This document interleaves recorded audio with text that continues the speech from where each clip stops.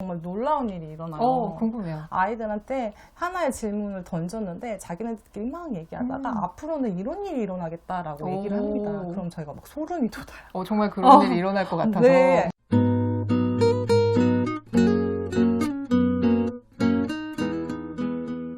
안녕하세요. 교집합 스튜디오 주단쌤입니다. 어머님들 우리 아이들 자발적으로 즐겁게 재미있게 그렇게 공부하면 너무 좋겠죠. 실제 우리 아이들이 그렇게 공부를 하고 있나요? 또 이제 문해력이라던가 인문학이라던가 우리 아이들 책 많이 읽혀가지고 뭔가 이렇게 지식들도 많이 얻고 싶은 어머님들 많으실 겁니다. 그리고 또 점점 수행평가 중요하다고 해가지고 우리 아이들 뭔가 손으로 만들고 그리고 쓰는 것들 정말 중요해지고 있는데요. 이런 모든 것들 어머님들이 집에서 챙기기 너무 힘드실 텐데 제가 거기에 대한 토탈 솔루션을 알아왔습니다.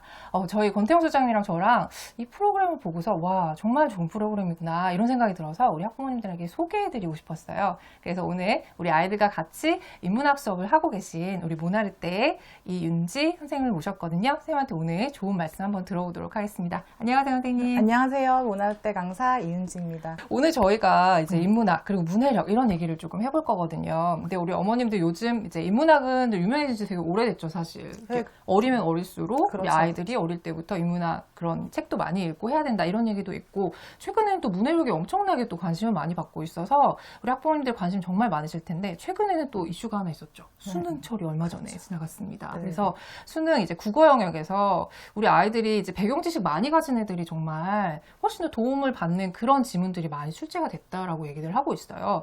선생님 이번 혹시 수능 보셨나요? 네, 잠깐 저희가 찾아봤는 시간이 있었는데요. 네. 실제 문해력을 쌓는데 굉장히 중요한 과정이 독서를 많이 하는 능력이거든요. 그쵸. 그렇기 때문에 많은 배경 지식을 쌓는 게 굉장히 중요합니다. 그래서 저희 같은 경우는 뭐 철학이나 과학, 예술, 세계사, 역사 같은 경우에 다양한 분야들을 같이 한 곳에 모아가지고 한 번에 읽힐 수 있기 뿐만 아니라 지금 지문에서 저희 수능 지문에서 2022년도에 실제로 해겔에 대한 내용이 실려 있었어요. 무려 6개를 풀어내는 저도 봤는데 생각보다 그렇게 쉽지 않더라고요. 네, 그런데 저희 이제 해겔 같은 경우가 저희 진짜 실제로 레벨 4에 7번째 스토리에 실려 있기 때문에 아이들이 한번 접해본 친구들은 쉽게 해겔에 대한 논증법, 변증법에 대해서 쉽게 풀어낼 수 있을 거라고 생각이 듭니다. 그럼 해겔의 변증법, 그런 논증법 같은 것들 애들이 잘 이해를 하나요? 처음에 딱 실제로 접해보면 어려울 수 있거든요. 네, 하지만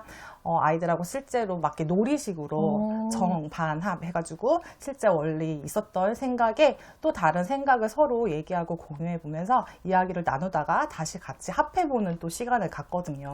그렇군요. 근데 이런 이제 독서 같은 것들 학부모님들이 많이 시키고 싶으시지만 사실 이렇게 줄글로 된 이렇게 글밥이 큰 글들을 읽는 게 아이들이 처음에는 쉽지가 않아요. 그래서 그렇죠. 대부분 이제 우리 인문학 수업 아니면은 이제 문해력을 높이기 어떤 방법으로 학습 만화를 보는 애들도 되게 많거든요. 그죠? 학습 만화가 어떨까요, 선생님? 학습 만화 저는 도움이 된다고 봅니다. 근데 어머님들은 또 싫어하시잖아요. 물론 모든 것을 학습 만화를 통해서 얻는다는 것은 힘들지만 쉽게 접근하고 기본이 되는 배경 지식을 쌓고 그 다음에 흥미를 유발한 다음에 유추하고 뭐 종합적인 이렇게 같이 접근한다면 충분히 학습 만화는 도움이 된다고 보거든요.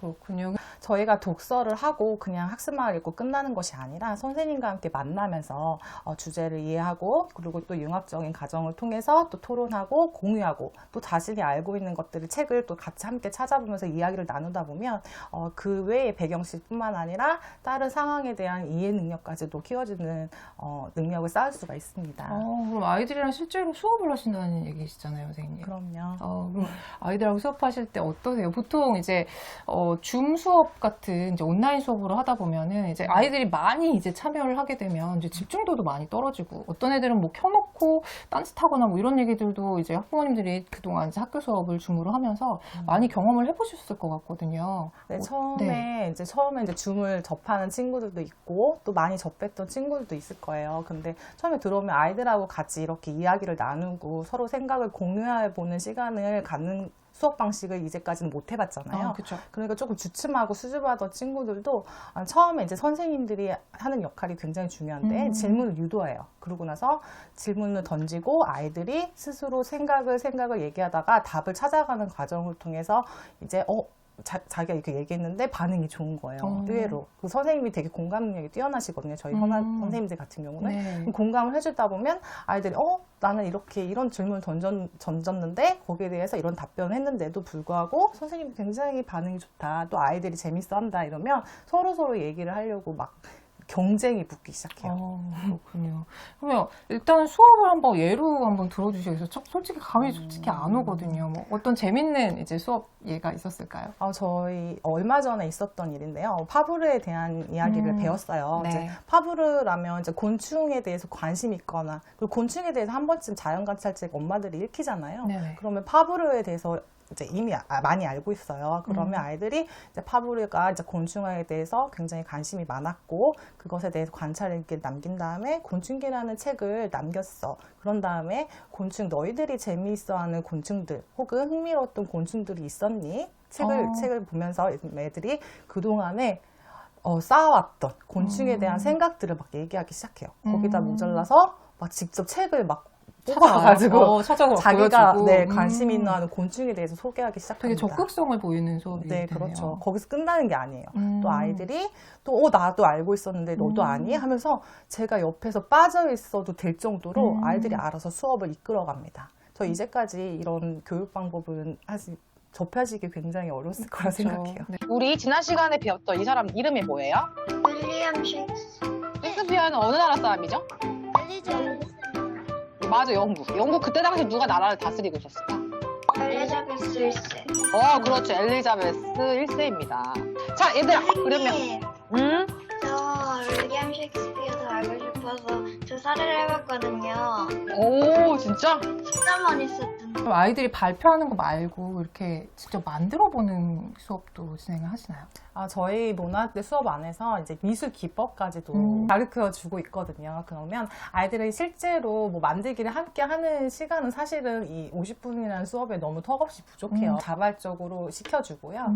그러면 미술 기법도 알고요. 또 저희가 배웠던 과정과 연계되어 있어요. 만들기가. 그렇기 때문에 또 한 번 더 만들면서 지난번에 배웠던 수업에 대해서 내용에 대해서 상기시켜 줍니다. 그러면 아이들이 굉장히 오랜 시간 동안 장기 기억 상태로 전환이 돼요.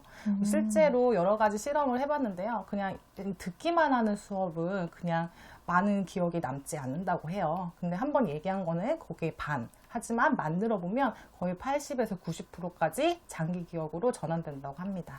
그럼 아이들이 기본적으로 선생님 말씀하신 내용을 정리해 보면 기본적으로 어떤 주제가 딱 주어진다. 그러면 거기에 맞춰서 선생님이 이제 기본적인 설명들을 해주시는 수업을 듣고요. 그리고 거기에 대해서 이제 질문을 적절하게 던져주시면 아이들이 거기에 대해서 이제 각자 아는 얘기들을 이렇게 발표를 하는 그런 식으로 진행이 되는 거겠네요. 네, 거기다가 한 번 더 선생님이 좀 더 확장될 수 있는 생각을 던질 수 있는 그런 질문들을 또 한 번 던져주니까 아이들이 기본 뭐 파브르 예를 들면 아까 전에 얘기했다시피 파브르에 대해서만 아는 것이 아니라 파브르 말고 그러면 곤충에 대해서 전문학자가 파브르가 있다면 동물 전문적으로 학자가 또 누가 있을까 이렇게 알면 시튼이라는 사람이 있거든요. 네네네. 시튼에 대해서 알고 또 시튼에서 끝나는 것이 아니라 시튼이 연구했던 동물에 대해서 애들이 관심을 갖게 되는 거잖아요. 이러면서 생각이 확장이 되기 시작해요. 그렇군요. 근데 처음부터 애들이 막 그 수업에 적극적으로 막 참여하기 쉽진 않을 것 같아요. 그렇죠. 처음에 딱 이렇게 선생님하고 같이 수업을 하다 보면은 이제 이름만 이제 고작 말하고 그 다음부터 이제 시켜야 짧게 얘기하고 뭐 이런 애들일 텐데 그럼 서로 같은 수업에 참여해서 아이들끼리도 조금 친해지는 부분들이 좀 있겠다. 그렇죠. 근데 좀 선생님의 역할이 여기서 굉장히 중요한데요. 아이들을 전반적으로 아이들 수줍어하는 친구들을 조금 기다려줄 줄 알고 또 뿐만 아니라 적극적으로 너무너무 이제 아이들이 하고 싶은 얘기들이 많아 하는 친구들이 있어요. 그럴 경우에는 조금 조절해주면서 사실 아이들이 여기서 배려심 같은 경우도 배우거든요. 사실 이제 앞으로의 인재 같은 경우는 또 남들을 배려하고 또 사회성이 굉장히 중요해지는 시기가 오잖아요. 거기에 맞춰져 있는 맞춤 저희 수업이라고 생각하시면 될 것 같아요. 네, 기본적으로 이제 문화대에서 다루고 있는 이제 영역이라고 하면 제가 인문학이라고 좀 뭉뚱그려서 말씀을 드렸는데 그 안에 뭐 경제, 뭐 철학, 과학, 뭐 예술, 뭐 이런 얘기까지 다 들어가 있는 거겠네요. 네, 인문학 하면 굉장히 어렵잖아요. 그렇죠, 어렵게 느끼죠. 네. 고전 막 이래도. 그렇죠. 네. 사실 인문학은 인간과 관련된 모든 학문을 말해요. 이미 아이들은 인문학을 배우고 있는 거나 마찬가지거든요. 뭐 철학, 수학, 또 또 뿐만 아니라 뭐 과학, 세계사, 역사를 지금 다 배우고 있는데 그것들을 다 모아놓고 그때 당시에 사람들이 어떻게 살아왔고 왜 그런 선택을 했고 그런 선택이 앞으로 어떤 영향을 미쳤는지 다 같이 그냥 전체 흐름대로 들여다보기 때문에 아이들이 쪼개서 이렇게 가까이 봤다면 저희가 이제 멀리서 한 번쯤 다 같이 바라볼 수 있는 그런 것들을 키워주는 수업입니다. 그럼 이제 한 군데 이제 선생님 수업을 듣다가 나는 이 시대에 이런 스토리가 너무 재밌었다 하면은 그거와 관련돼가지고 그 이후로 독후 활동, 문해력 상승 활동도 이어질 수 있겠네요. 그렇죠. 예. 단순히 뭐 한쪽으로 치우쳐 있는 뭔가의 지식을 배우는 것이 아니라 그거에 관련된 사건을 찾아보게 되고요. 또 우리나라에 또 비슷한 시기에 또 무엇이 일어났고 그때 당시에 어떤 인물이 있었는지 다 같이 연결해가지고 아이들이 생각해 볼 수 있게 되는 거죠. 그러면 이제 르네상스 네. 시대부터 지금 현재까지 그렇죠. 이제 역사적으로 일어났던 어떤 사건들을 중심으로 여러 가지 이제 인문학적인 사견들을 아이들이 배우게 되는 거네요. 그렇죠. 사실 르네상스 시대에 우리나라에서 무슨 일이 일어나는지 아이들은 전혀 모를 그죠? 거예요. 저도 잘 모르겠는데요. 그리고 또 네. 사실은 서양에서 그러한 역사가 일어났기 때문에 우리 한국에서까지 그때 당시 르네상스 시대 우리 한국에서까지도 영향을 받은 거거든요. 네네. 유기적으로. 그 때문에 아이들이 그 전에 이런 사건 때문에 우리 이런 일이 일어났구나. 그러면 앞으로는 미래에는 어떤 일이 일어나겠구나 하면서 예측할 수 있는 능력도 쌓이게 됩니다. 실제로 아이들하고 수업을 오랫동안 하다 보면요. 정말 놀라운 일이 일어나요. 궁금해요. 아이들한테 하나의 질문을 던졌는데 자기네들끼리 막 얘기하다가 앞으로는 이런 일이 일어나겠다라고 얘기를 합니다. 그럼 저희가 막 소름이 돋아요. 정말 그런 일이 일어날 것 같아서. 네. 그리고 저 실제로 이제 통찰력이 생기는 거잖아요. 네네네. 역사 한 사건만 배웠는데 이 사건을 가지고 아이들이 막 하면서 나라도 그런 선택을 했을 것 같아. 그 사람이. 그리고 앞으로는 우리 사람들의 선택이 비슷비슷하거든요. 인간들이 살아가는 과정들이. 그쵸. 인문학이란 그거거든요. 그러고 나서 아이들이 그거를 앞으로 미래에 우리가 어떤 선택을 올바른 선택을 하느냐에 따라 결과가 달라진다. 뭐 이런 것들을 얘기하다 보면 앞으로는 미래에 이런 일이 일어날 것 같아요라고 해요. 근데 정말 신기한 게 이런 것들을 이제 우리 학교에서 배워야 되는데 이렇게 종합적으로 뭔가 수업이 이루어지는 것도 솔직히 조금 힘들고 집에서 뭐 일일이 뭐 책은 읽힐 수 있지만 그것들을 뭐 누구 앞에서 발표를 하고 뭔가를 만들고 이런 수업을 엄마가 세팅하는 것도 솔직히 쉽지 않은 일이거든요. 근데 이런 게 정말 우리 어른들이 봐도 필요한 수업이잖아요. 그렇죠. 모나르트 뭐 어떻게 하다가 생겨난 건지 좀 그 얘기가 좀 궁금해요, 저는. 사실 저희 모나르트 처음에 창립하려고 했을 때 저희 대표 네. 회장님께서 모나르트 그쪽 인문학 쪽에 관심이 굉장히 많았다고 합니다. 뿐만 아니라 이제 모나미에서는 이미 모나르트가 모나미에서 나왔거든요. 네. 거기에서 이제 학용품을 만드는 회사잖아요. 그래서 이 학용품을 어떻게 하면 이 미술 수업을 좀 재미나게 이끌 수 있을까. 근데 앞으로 저희가 이제 인재상을 바라봤을 때 융합적인 사고를 할 수 있는 인재들이 필요하잖아요. 거기에 맞춰서 미술과 그리고 미술을 조금 단계별로 그리고 또 그뿐만 아니라 그냥 미술만 익히는 게 끝나는 것이 아니라 여러 가지 뭐 철학이나 과학, 세계사, 역사 모든 것들을 같이 배울 수 있는 그런 토탈적인 뭔가 프로그램이 없을까 고민해서 만들게 되었다고 합니다. 와. 엄마들이 이제 느끼실 거예요. 이게 기본적으로 인문학이라는 게 얼마나 중요하고 사실은 뭐 수능 같은 것도 그런 영향이 앞으로 뭔가 그쵸. 그냥 단순히 지문만 읽어내고 끝나는 것이 아니라 이 상황에 대해서 그 배경 지식이 있어야지 같이 풀리고 하나의 뭔가 과목만 안다고 풀리는 게 아니거든요. 그렇죠. 그리고 또 하나의 그 지문 안에서 핵심 내용들을 뽑아내고 그거를 자신의 생각을 담아서 이제 추론할 줄 아는지 여러 가지 역량들을 물어보는 시험들이 많이 나오고 있죠. 그렇죠. 그런 것들을 이제 차츰차츰 아이들이 쌓아가면서, 그죠? 그래서 저희가 입소문으로 조금 더 엄마들한테, 그리고 그렇게 또 해결을, 아까 전에 2022년에 해결 변주법 같은 경우도 아이들이 처음에 이제 해결이라는 단어를 못 들어본 친구들도 굉장히 많을 거라고 생각해요. 하지만 저희는 되게 재밌게 풀어내잖아요. 해결 같은 경우도.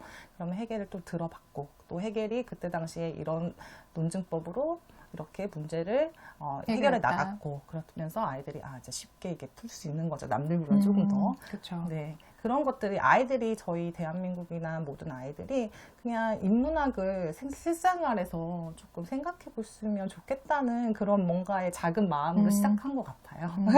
그럼 이 수업을 참 참여해보면 좋을 것 같다는 생각이 들거든요. 사실 이렇게 얘기만 들으면 우리 애도 저희 가서 과연 뭐 수업을 제대로 들을 수 있을까? 선생님이 아무리 뭐 처음엔 수튜버에도 적극적으로 막 행동한다지만 우리 아이는 뭐 학교에서도 발표 잘 안 하는 아이인데 막 이렇게 걱정하시는 분들이 좀 많으실 것 같아요. 그래서 오늘 이제 선생님하고 좋은 이제 얘기를 많이 나눠봤는데 그럼 모나르테가 뭔지 한번 체험해볼 수 있는 기회가 있을까요? 네. 저희 홈페이지에 저희 샘플 수업이 있어요. 네. 누구나 다 신청하면 들을 그렇죠. 수 있나요? 무료로 한번 들어보실 수 있고요. 하다 보면 이제 5명, 6명의 또래 친구들이 이렇게 모여요. 네. 또 수준이 또 비슷비슷하고요. 음. 또 수줍어 하더라도 선생님이 굉장히 쉬운 질문 먼저 던져요. 뭐 이제 사진 같은 거 이렇게 보여주고. 이제 이게 뭘까? 뭐 이런 그렇죠. 질문. 잘생겨 보이니? 뭐 아. 예를 들면 뭐 어떤 성격을 가지고 있니? 뭐 예를 들면 화가 미켈란젤로를 예를 들어보면 미켈란젤로의 얼굴을 가만히 보면 굉장히 실제 나이보다 늙어 보이기도 네. 하고 그리고 또 성격도 사실은 이 초상화에 다 묻어 나오거든요. 그럼 아이들한테 성격도 물어보고 그리고 그 성격이 사실은 그림으로 또 드러나거든요. 네. 그럼 아이들하고 재밌게 이렇게 연결만 해준다면 아이들이 성격 얘기했는데 이렇게 난 그 대답만 했는데 선생님이 호응해주네. 그리고 또 이게 그림으로 연결되네 하면서 아이들이 자연스럽게 이제 수줍어하던 친구들도 막 얘기하기 시작해요. 나중에 서로 얘기하겠다고 이렇게 손을 들고 하느라고 저희 기다리면서 넌 좀 기다려. 발표해라 이렇게. 그렇죠. 그렇게 하고 있습니다. 그래서 이제 실제로 이제 5명의 6명의 아이가 모이고 나서 이제 뭐 저희 정규로 이제 또 한번 들어보면 마음에 드는 친구들은 정규로 많이 이제 이렇게 신청해서 듣고 있어요. 네. 오늘 이제 우리 문해력으로 시작해서 인문학 그리고 우리 아이들이 실제로 이제 독서를 쭉 이어가지고 발표 수업도 하고 그리고 손으로 직접 만들어보는 여러 가지 활동 토탈로 할 수 있는 이런 프로그램을 한번 소개해드려 봤는데요. 혹시 이제 관심 있으신 학부모님들은 이제 여기 더보기에 안내되어 있는 모나르테 홈페이지에 직접 가셔서 이제 시범 수업 신청하실 수 있다고 합니다. 무료로 진행되는 거 맞죠? 선생님? 네, 그럼요. 네, 네. 모르죠. 무료로 한번 들어보시고 우리 아이가 뭐 흥미롭게 잘 적응하는 것 같다라고 생각하시는 학부모님들은 좀 더 관심 있게 살펴보시면 좋을 것 같습니다. 네, 오늘 뭐 좋은 말씀 나눠서 너무 반가웠고요, 선생님. 아유, 제가 더 네, 반갑죠. 네. 앞으로도 우리 아이들이랑 같이 문학 수업 열심히 해주시기를 기대하고 있겠습니다. 네, 오늘 영상이 혹시 도움이 되셨다면 구독과 좋아요 그리고 알림 버튼 부탁드리고요. 저는 다음에 또 유익한 영상으로 인사드리도록 하겠습니다. 감사합니다. 감사합니다. 감사합니다.